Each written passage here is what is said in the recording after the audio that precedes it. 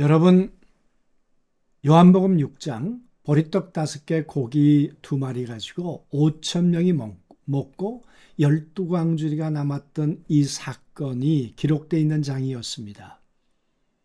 오늘 이 6장이 끝나면서 마지막에 가룟 유다 이야기가 등장하고 있습니다. 예수님은 12제자를 뽑기 위해서 기도하셨고 그리고 정말 심사숙고해서 뽑으셨을 것입니다. 그런데 어떻게 12명 가운데 가룟 유다가 있었을까요? 예수님은 가룟 유다가 당신을 팔자라는 것도 알고 계셨고 그리고 가룟 유다가 자기를 믿지 않고 있다는 것도 알고 계셨습니다. 그럼에도 불구하고 왜 예수님은 가룟 유다를 내보내지 않으셨을까? 그리고 박해를 당하고 있는 초대교회 공동체, 요한 공동체 사람들에게, 성도들에게 이 말씀은 어떤 의미가 있었을까요? 그리고 오늘 우리들에게 이 가룟 유다 이야기는 어떤 의미로 우리에게 다가오고 있을까? 그 말이죠. 같이 한번 성경 본문을 같이 한번 읽겠습니다. 제자 중 여럿이 듣고 말하되 이 말씀은 어렵도다. 누가 들을 수 있느냐 한데 예수께서 스스로 제자들이 이 말씀에 대하여 수근거리는 줄 아시고 이르시되 이 말이 너희에게 걸림이 되느냐? 그러면 너희가 인자가 이전에 있던 곳으로 올라가는 것을 본다면 어떻게 하겠느냐? 살리는 것은 영이니 육은 무익하니라. 내가 너희에게 이른 말은 영이요 생명이니라. 그러나 너희 중에 믿지 아니하는 자들이 있느니라 하시니 이는 예수께서 믿지 아니하는 자들이 누구며 자기를 팔 자가 누구인지 처음부터 아심이로라. 또 이르시되 그러므로 전에 너희에게 말하기를 내 아버지께서 오게 하여 주지 아니하시면 누구든지 내게 올 수 없다 하였노라 하시니라. 그때부터 그의 제자 중에 많은 사람이 떠나가고 다시 그와 함께 다니지 아니하더라. 예수께서 12제자에게 이르시되 너희도 가려느냐? 시몬 베드로가 대답하되 주여 영생의 말씀이 주께 있사오니 우리가 누구에게로 가오리까? 우리가 주는 하나님의 거룩하신 자인 줄 믿고 알았사옵나이다. 예수께서 대답하시되 내가 너희 12를 택하지 아니하였느냐?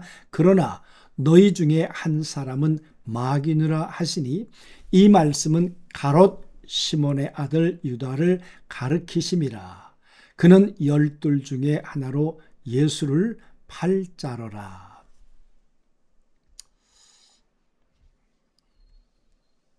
여러분, 가룟 유다에 대해서 한번 생각해 보면 좋겠습니다. 그 앵글로 그가 악마였을까요? 정말 그가 나쁜 사람이었을까요? 그가 얼마나 스마트한 사람이면 돈을 맡았겠습니까? 그리고 13장에서 이 가운데 나를 팔자가 있다고 얘기하실 때 가룟 유다를 주목한 제자들은 아무도 없었습니다. 11명이 가룟 유다가 우리를 배신할 거다, 예수님을 배신할 거라고 지목한 사람이 하나도 없었단 말이에요. 변장을 잘했거나 위장을 잘했거나 아니면 그의 행동하는 것에 있어서 어쩌면 약점을 찾아볼 수 없는 그런 사람이었겠죠. 멍청한 사람이 아니었을 것입니다. 누구보다 명석했고 그리고 정확하게 계산할 줄 아는 사람이었을 것입니다. 그는 예수라는 리더에게 자신의 인생을 걸었던 사람이고 로마를 몰아내고 새로운 왕국을 세울 것이라는 그런 확신이 있었겠죠. 그래서 예수 그리스도를 따랐고 아마 그리스도에게 자기 인생을 투자했는지 모릅니다. 오병이어의 기적을 보면서 아마 그는 환호를 했겠죠. 맞아. 내가 이 사람을 제대로 본 거야. 그러지 않았겠습니까? 그런데 여러분, 그의 기대가 무너져 버렸죠. 오병이어의 이 사건이 있고 난 다음에 예수께서 하시는 해설이 도무지 납득이 안 됐다 그 말이에요. 예수 그리스도는 이 가룟 유다에게 왕관 대신 이해할 수 없는 말을 했죠. 내 살과 내 피를 마시라. 정치적 혁명을 기대했던 유다에게 이 말은 자살행위나 다름없는 것이죠. 군중들이 어렵다고 등을 돌렸는데 아마 가룟 유다는 충분히 이해했을 것입니다. 유다의 마음속에 기대는 차가운 실망으로 변해버리고 말았겠죠.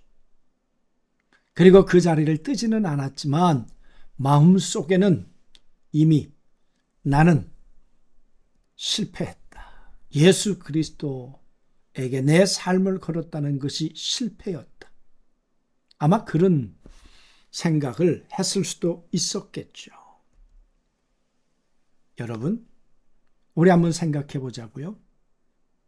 가장 무서운 적은 성문 밖에 있는 로마 군인이 아니고 한솥밥을 먹으면서도 마음은 딴 곳에 있는 가짜 형제.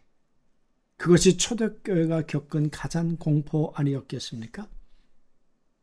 이 박해를 당하고 있는데 누가 가짜인지 모르겠어요. 누가 예수 그리스도 안에서 정말 그리스도를 믿고 있는 사람인지 모르겠어요. 누가 나를 배신하는지 모르겠어요. 여러분, 그런 두려움이 없었겠습니까? 도미티안 황제가 했던 방식이 성도를 순교자로 만드는 것이 아니라 그들을 회유해서 그들로 하여금 다시 그리스도인의 공동체 속에 들어가서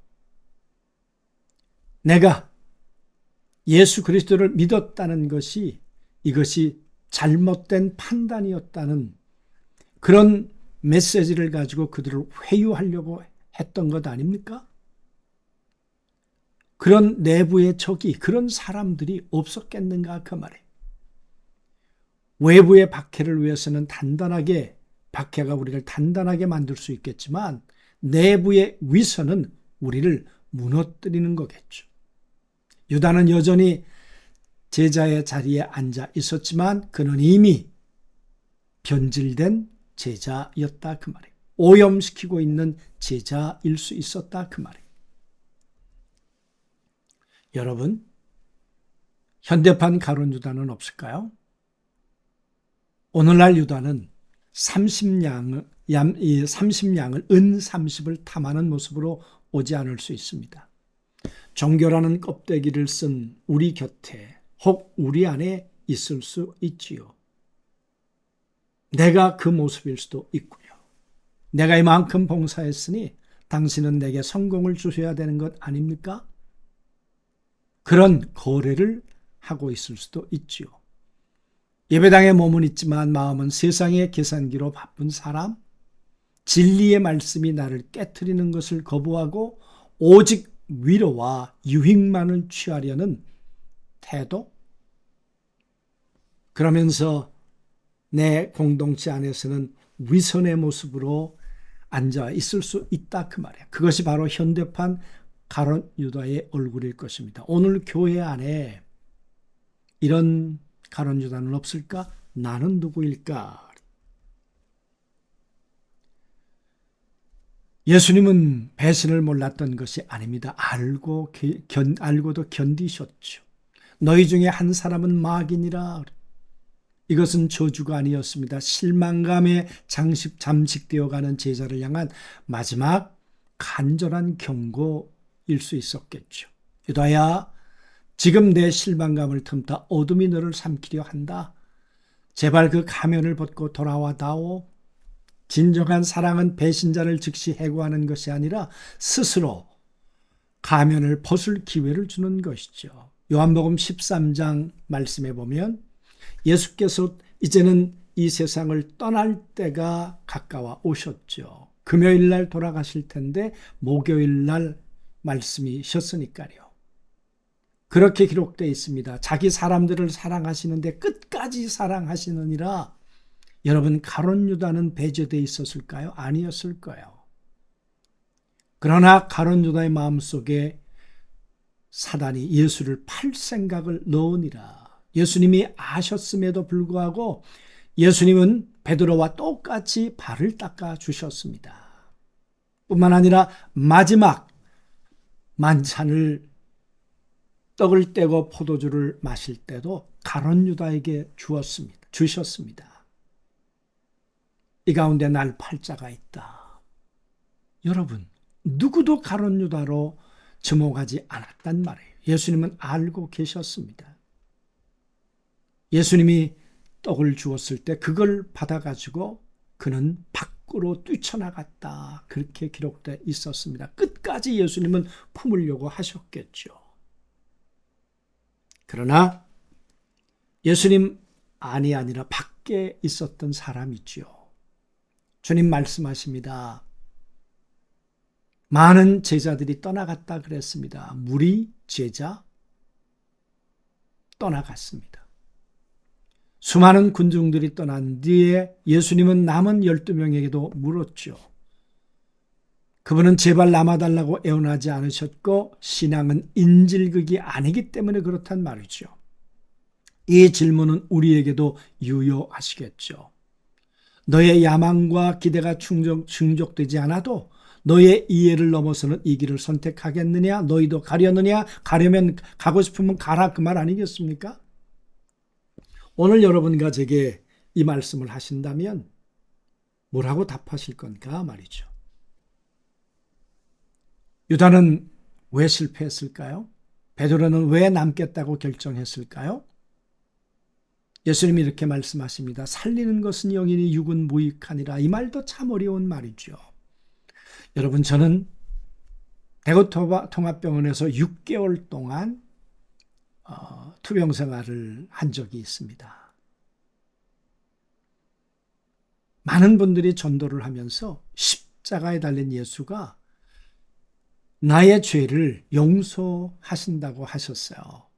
저는요, 예배당 앞에 가서 십자가를 참 많이 바라보았습니다. 그런데 믿어지지 않더라고요. 이해가 되지 않더라고요. 납득이 되지 않더라고요. 여러분, 십자가의 도가 육신의 생각으로 이해되든가요? 아니죠. 그건 영적인 원리인 것이죠. 그래서 참 어떻게 보면 이해되기가, 받아들이기가 쉽지 않은 일이었습니다. 육은 나의 야망, 나의 논리, 눈에 보이는 성과, 거래하는 열심, 내 이성, 그걸로 예수 그리스도를 알아보려고 하는 거죠. 그러나 영은 보이지 않는 생명, 나를 변화시키는 영적인 실체, 정말 인간의 육으로는 결코 영적 진리를 이해할 수 없는 것이죠. 그래서 성령이 아니고는 이 비밀한 것들을 깨달을 수 없다고 그랬습니다. 그래서 말씀하시는 거죠. 하나님께서 내게 이끌지 않는 자는 내게 올 수 없다. 하나님의 은혜 없이는 불가능한 일입니다. 여러분, 우리는 종종 말씀을 분석하기도 합니다. 평가하고 구병만 합니다. 그러나 예수님은 말씀하시죠. 나를 먹으라. 음식이 내 몸속에 들어와 피와 살이 되듯 나의 인격과 삶 속으로 완전히 받아들여야 하느니라. 너희 몸속에 나를 받아들여야 하느니라. 영접. 하나님과 옆에 계시다가 이 땅에 오신 예수 그리스도를 내 안에, 내 영혼 속에 받아들이는 것. 십자가에 돌아가신 예수가 나의 죄 문제를 해결하셨다는 이 그리스도의 선언을 내가 받아들이는 것. 내 생각과는 달라도 내 자아가 깨어지더라도 이 말씀을 내 생명으로 내 안에 받아들이겠습니다. 이 고백만이 우리를 종교적 구경꾼에서 영적 생명을 얻는 제자로 변화시키는 것이죠. 가룟 유다의 비극은 가장 거룩한 자리에서 딴 생각을 품은 데서 시작되었습니다. 예수님 옆에 있었지만 예수님 안으로 들어오지 않은 사람이죠. 예수 그리스도가 들어갈 수도 없는 사람이었죠. 우리는 무엇을 찾고 있습니까? 내가 찾고 있는 것은 정말 나를 살리는 생명의 주인이십니까? 하나님. 하나님을 만나길 원하는 나의 창조자요, 내 생명의 근원이신 그분을 만나길 원하는 그 갈망이 있습니까? 가고 싶은데 길이 없는데 그리스도를 통하여 죄 문제를 해결하고 이제는 그리스도와 함께 하나님 앞에 나갈 수 있다고 하는 이 생명이요 길인 이 주님을 내가 받아들이는가 그 말이에요. 예수님 곁에 머문다는 것으로 안심하지 마십시오. 내가 예배당 다닌다는 것만으로 안심해서는 안 됩니다. 그분을 먹고 마셔 하나 된 사람만이 끝까지 살아남을 수 있습니다. 오늘 말씀 속에 마지막 날에 다시 살리리라. 이 땅에서도 생명을 얻고 이미 완료형입니다. 그리고 마지막 날에 다시 살리게 되느니라. 여러분, 요한복음 6장 말씀을 보면서 주님의 애타는 마음이 그 티베리아에 있는 사람들에게 여러분 얼마나 전달되었을까요? 그들의 배고픔만을 위해서 주님이 스프링크조마이 단장이 끊어지는 아픔이 있으셨을까요? 가룟 유다처럼 내 옆에 있지만 나를 받아들이지 않는 영적인 이 담벼락 때문에 주님의 마음은 단장이 끊어지는 아픔을 갖고 계시지는 않았을까 그 말이에요. 오늘 주님은 여러분과 저를 향해 십자가 위에서 문을 열어놓으셨습니다. 들어오라고. 내 안으로 들어오라고. 내가 너를 얼마나 사랑하는지를 내가 경험하라고. 새로운 세계, 열린 문 속으로 들어가는 것이 믿음입니다. 다시 한번 오늘 말씀을 통해 내 안에 있는 가룟 유다가 무엇인가를 내려놓고 하나님의 아들 예수 그리스도 그분 자체를 알고자 하는 그 갈망, 그 갈망으로 주님을 붙드는, 주님 안으로 들어가는 그런 날이 꼭 되시기를 주님의 이름으로 축원합니다. 하나님, 가룟 유다가 있었습니다. 12 제자 가운데 신뢰를 받았던 사람이었습니다. 돈을 맡았지만 한 번도 문제가 없었던 사람입니다. 그런데 이 가운데 날 팔자라고 얘기했습니다. 그렇게 하시면서도 끝까지 품으려고 했던 주님, 이 예수 그리스도 안으로 들어왔으면 그도 살았을 것인데, 그도 부활의 영광을 보았을 것인데, 그도 영생을 얻었을 것인데, 하나님 정말 아쉽게도 그는 비참한 종말을 맞이했습니다. 오늘 나는 누구인가? 우리 자신들을 정직하게 돌아보게 하옵소서. 예수 그리스도 이름으로 기도하옵나이다. 아멘.